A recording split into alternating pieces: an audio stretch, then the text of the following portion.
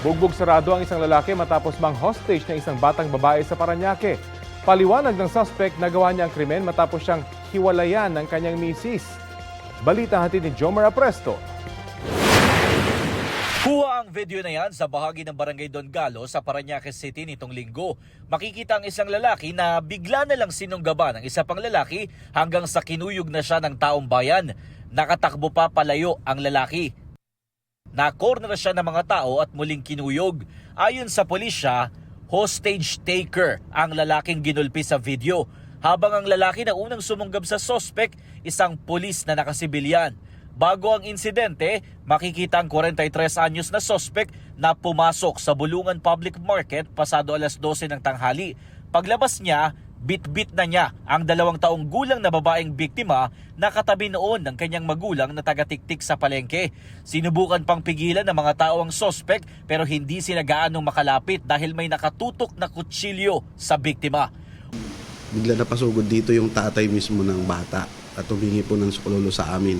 Dala-dala kasi nila yung anak nila doon. Biglang napadaan itong suspect at biglang tinangay yung anak nila. Umabot sa mahigit 1 oras bago tuluyang nasagip ni Patrolman Samuel Melad ang biktima sa bahagi na ng tulay. Mahigit 1 kilometro ang layo mula sa palengke.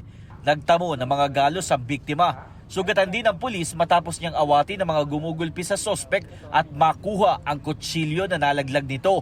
Masaya kasi safe yung bata. Kasi yun lang po talaga nasa isip ko, yung maligtas yung bata po. Kasi nung nasa tulay po, yun nasa isip ko nun po. Tatapon niyo yung bata dun sa may dagat. Ayon pa sa pulisya, 1 oras bago ang pagdukot sa batang biktima, isang lalaki ang tinangkapang i-hostage ng suspect. Maswerte at lumaban daw ang lalaki. Sa panayam ng GMA Integrated News sa suspect, sinabi niyang galing siya ng Samar at 2 linggo pa lang siya sa Metro Manila. Mamamasukan daw sana siya bilang construction worker. Pero balisa raw siya dahil naghiwalay sila ng kanyang asawa. Ang kutsilyong ginamit niya sa pang-hostage, napulot umano niya sa tabing dagat. Nagsisisi ang suspect at humingi ng tawad sa pamilya ng biktima. Siyempre, hindi mo gusto maghiwalay kayo ng asawa mo. Sobra sirang pagsisisi ko.